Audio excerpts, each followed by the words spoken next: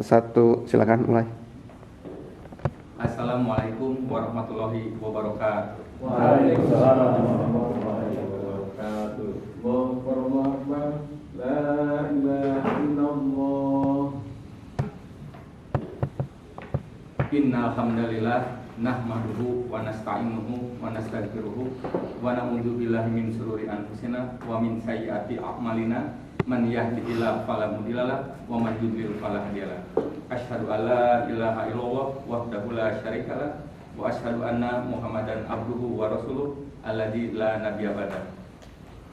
Qala Allah Ta'ala fil Qur'anil Karim, a'udzu billahi minasyaitonir rajim. Bismillahirrahmanirrahim. Ya ayyuhalladzina amanu taqullaha haqqa tuqatih wa la tamutunna illa wa antum muslimun. Amma ba'du. Ikhwatu iman jamaah Jumat rahimakumullah. Puji dan syukur hanya milik Allah yang telah mencurahkan segala nikmatnya kepada kita, baik nikmat iman, nikmat Islam maupun nikmat kesempatan, sehingga kita semua bisa berkumpul di tempat yang mulia ini untuk melaksanakan sholat Jumat berjamaah. Semoga amal ibadah kita diterima dan dicatat sebagai amalan sholihah. Salawat dan salam semoga senantiasa tercurah kepada Nabi Muhammad Rasulullah SAW. Ikhwatu iman jamaah Jumat rahimakumullah. Pada kesempatan kali ini khotib ingin berwasiat kepada diri pribadi dan umumnya kepada ikhwatu iman rahimakumullah tentang hadis dari Ibnu Majah nomor 224 yang berbunyi Thalabul ilmi fardhatun 'ala kulli muslimin, yang artinya menuntut ilmu atau belajar agama itu hukumnya wajib bagi setiap muslim. Dari hadis ini dapat diketahui bahwa hukum belajar agama adalah wajib bagi setiap muslim, dan wajib di sini wajib ain. Dan konsekuensi dari hukum wajib adalah jika dikerjakan mendapat pahala dan jika ditinggalkan mendapat dosa. Dan perlu digarisbawahi bahwa di sini yang diwajibkan adalah belajar, bukan paham atau pintar. Namun ada beberapa hal yang perlu diperhatikan dalam belajar agama ini. Yang pertama, pelajaran atau kita harus belajar apa. Yang kedua, syarat pelajar. Yang ketiga, syarat pengajar. Yang keempat, tahapan belajar. Yang pertama, pelajaran apa yang harus kita pelajari. Ada 3 pelajaran yang wajib kita pelajari, yaitu yang pertama tauhid, yang kedua Al-Quran, dan yang ketiga as-sunnah atau hadis-hadis sahih. Yang pertama kita harus belajar tauhid. Kenapa kita harus belajar tauhid? Karena tauhid adalah usuluddin atau pokok agama. Jadi sholat kita, puasa kita, haji kita akan jadi ibadah bila tauhid kita benar. Dan di dalam tauhid juga ada 3, yaitu tauhid rububiyah, tauhid uluhiyah, dan tauhid asma wa sifat. Tauhid berasal dari kata wahada yuwahidu tauhidan, yang artinya mengesahkan atau menyatukan. Maksudnya di sini bukan asalnya banyak jadi satu, tapi menafikan yang lain, dan hanya Allah lah yang berhak disembah, diibadahi, dan diyakini. Yang pertama tauhid rububiyah berkaitan dengan af'alullahi atau pekerjaan-pekerjaan Allah. Tauhid rububiyah ini kita harus meyakini bahwa hanya Allah yang menciptakan, yang memiliki, dan yang mengatur bumi, langit, dan isinya tanpa campur tangan yang lain. Dan yang kedua adalah tauhid uluhiyah. Tauhid uluhiyah adalah af'alul abdi atau yang kita kenal sebagai ibadah. Jadi kita harus beribadah hanya karena Allah, seperti sholat kita, puasa kita, dan haji kita. Dan yang terakhir adalah tauhid asma wa sifat. Tauhid asma wa sifat yaitu kita harus meyakini nama-nama dan sifat-sifat yang Allah tetapkan untuk dirinya.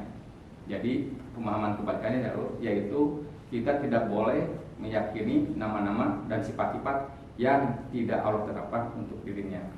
Namun dari tauhid asma wa sifat tersebut kita harus di dalam bingkai laisa kamitslihi syai'un, tidak ada sesuatu pun yang serupa dengannya. Nah itulah yang harus kita pelajari pertama, yaitu tauhid. Dan yang kedua yang harus kita pelajari adalah Al-Quran. Kewajiban mempelajari Al-Quran, kata sahabat Abu Hurairah radhiyallahu anhu, ada 3, yaitu kita wajib belajar membacanya dengan benar, kita wajib belajar memahaminya dengan benar, dan yang ketiga, kita wajib belajar mengamalkannya dengan benar dan ikhlas. Belajar Al-Quran yaitu yang pertama belajar membacanya. Belajar membacanya seperti ilmu-ilmu tajwid, makhrajul huruf, sifatul huruf, dan lain sebagainya. Dan yang kedua, belajar memahaminya seperti ilmu-ilmu nahwu sorof, balaghah, mantik, dan lain sebagainya. Dan yang terakhir, ketika kita sudah belajar membacanya dengan benar, belajar memahaminya dengan benar, dan yang ketiganya adalah belajar mengamalkannya dengan benar. Dan yang ketiga, pelajaran yang harus kita pelajari adalah as-sunnah atau hadis-hadis yang sahih. Namun yang perlu kita perhatikan, jika kita belajar Al-Quran cukup belajar membacanya, memahaminya dan mengamalkannya. Namun untuk hadis-hadis sahih kita harus lebih hati-hati, karena hadis-hadis yang beredar di kita itu belum tentu sahih. Yang wajib kita amalkan atau yang wajib kita yakini hanya dua, yang sahih dan yang hasan. Yang lainnya seperti yang maudhu, munkar, dhaif, dan lain sebagainya itu tidak wajib dipelajari atau tidak wajib diamalkan. Itulah yang pertama, wajib dipelajari. Dan yang kedua, syarat pelajar. Syarat pelajar ada 6. Yang pertama, kita harus cerdas. Cerdas di sini adalah sehat akalnya atau tidak idiot. Dan para ulama membagi dua kecerdasan. Ada kecerdasan yang diberikan Allah dan ada kecerdasan yang harus diusahakan. Kecerdasan yang diberikan oleh Allah adalah mudahnya memahami dan menghafalkan. Dan untuk yang tidak diberi seperti kemudahan untuk memahami dan menghafalkan, maka kita harus berusaha dengan banyak mengulang dan banyak berdiskusi. Dan yang kedua, kita harus bersungguh-sungguh. Kita harus bersungguh-sungguh dalam belajar. Yang ketiga, kita harus sabar, karena ketika kita belajar belum tentu kita menghadapi kondisi yang ideal. Terkadang kita dihadapi berbagai kesulitan dan kesusahan, maka kita harus bersabar. Yang keempat, kita harus mempunyai modal, karena dalam belajar kita harus menulis, harus mencatat, ada buku, ada pulpen, dan lain sebagainya. Dan yang kelima, ini yang paling penting adalah kita harus mempunyai bimbingan guru, karena sebagaimana kita ketahui, jika kita belajar sendiri, gurunya setan. Dan jika kita salah memilih guru, akibatnya akan fatal. Kita akan sesat dan menyesatkan. Dan yang terakhir adalah kita harus mempunyai waktu yang lama. Tidak ada ilmu yang didapatkan dengan instan. Belajar hari ini, besok bisa, tidak ada. Jadi kita harus memberikan semuanya, dan insya Allah ilmu akan memberi sebagiannya. Itulah syarat pelajar. Yang ketiga adalah syarat pengajar. Syarat pengajar adalah dua. Jadi ketika kita memilih guru atau memilih pengajar, guru yang kita pilih harus mempunyai dua kriteria ini. Yang pertama, seorang guru harus berpegang teguh kepada Al-Quran dan Sunnah. Dan yang kedua, seorang guru harus menguasai ilmu yang diajarkannya atau minimal memahaminya. Namun yang harus kita pahami, walaupun syarat pengajar hanya dua, seorang pengajar juga tetap harus memenuhi syarat pelajar.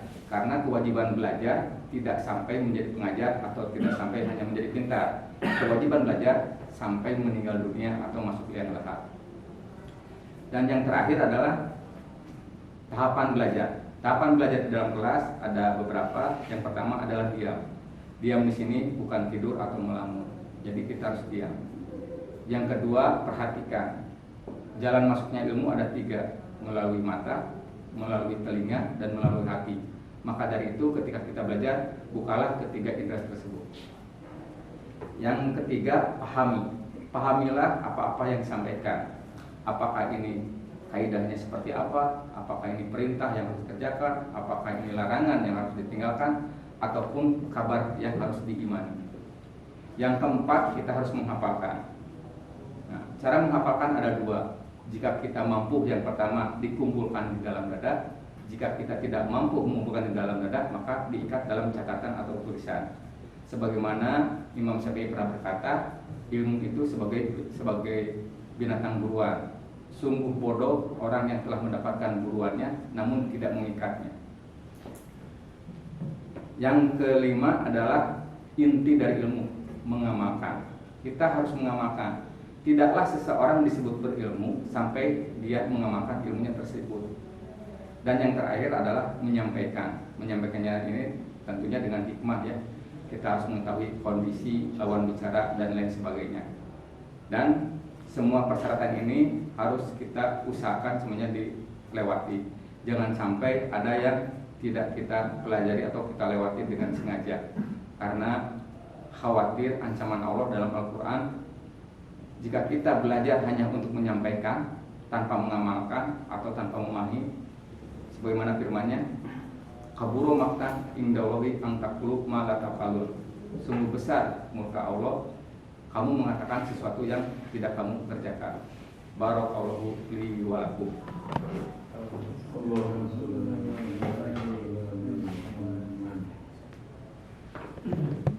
Alhamdulillahilladzi khalaqal mauta wal hayata liyabluwakum ayyukum ahsanu amala. Asyhadu alla ilaha illallah wa asyhadu anna Muhammadar Rasulullah. Ikhwatul iman jamaah Jumat rahimakumullah. Pada khutbah kedua ini, marilah kita mulai belajar agama dengan sungguh-sungguh dan mulai tahapannya dengan benar supaya kita mendapatkan keberkahan ilmu. Dan di khutbah kedua ini ada dua doa dalam belajar, yaitu yang pertama di dalam Al-Quran, waqur robbi zidni ilman warzuqni fahman. Dan katakanlah olehmu Muhammad, ya Tuhanku, tambahkanlah ilmu kepadaku dan rezekikanlah pemahaman kepadaku. Dari Al-Quran ini kita mengetahui bahwa ilmu dan pemahaman adalah dua hal yang berbeda. Jadi bisa jadi ada orang yang berilmu tapi tidak paham. Sebagaimana anak kecil hafal 30 juz tapi ketika ditanya apa artinya, apa perintahnya atau larangannya, dia tidak mengerti. Dan yang kedua, doa di dalam hadis, Allahumma inni as'aluka ilman nafi'an wa rizqan thayyiban wa amalan mutaqabbalan. Yang artinya, ya Allah, aku memohon kepadamu ilmu yang bermanfaat, rizki yang baik, dan amalan yang diterima. Nah, dari hadis ini Rasulullah SAW mendahulukan ilmu yang bermanfaat. Mafhum mukhalafahnya atau paham kebalikannya berarti ada ilmu yang tidak bermanfaat. Ilmu yang bermanfaat adalah ilmu agama, ilmu yang bermanfaat bagi dirinya, ilmu yang bermanfaat bagi keluarganya, ilmu yang bermanfaat baik di dunia maupun di akhirat. Dan yang kedua, setelah meminta ilmu yang bermanfaat, Rasulullah SAW meminta rezeki yang baik. Berarti ada juga rezeki yang tidak baik. Dan yang ketiga, Rasulullah SAW memohon ibadah yang diterima. Dan kebaikan juga berarti ada ibadah yang tidak diterima. Sebagaimana kita ketahui, syarat ibadah diterima ada dua. Yang pertama ikhlas dan yang kedua ittiba. Nah, kenapa Rasulullah SAW meminta ilmu yang bermanfaat sebelum meminta rezeki dan ibadah yang diterima? Karena dengan ilmu yang bermanfaatlah kita akan mengetahui mana rezeki yang baik dan mana rezeki yang tidak baik. Dengan ilmu yang bermanfaatlah kita akan mengetahui mana ibadah yang diterima dan mana ibadah yang ditolak. Demikian yang bisa saya sampaikan, semoga bermanfaat khususnya bagi diri saya pribadi, umumnya bagi ikhwatul iman rahimakumullah. Rabbana dolamna anfusana wa ilam taghfir lana wa tarhamna lanakunanna minal khasirin. Rabbana hab lana min azwajina wa dzurriyyatina qurrata a'yun waj'alna lil muttaqina imama. Rabbana la tuzigh qulubana ba'da idh hadaitana wa hab lana min ladunka rahmah innaka antal wahhab. Rabbana atina fid dunya hasanah wa fil akhirati hasanah wa qina adzabannar. Subhana rabbika rabbil izzati amma yasifun wa salamun alal mursalin walhamdulillahi rabbil alamin. Aqulu qouli hadza wa astaghfirullah li wa lakum. Wassalamualaikum warahmatullahi wabarakatuh. Alhamdulillah.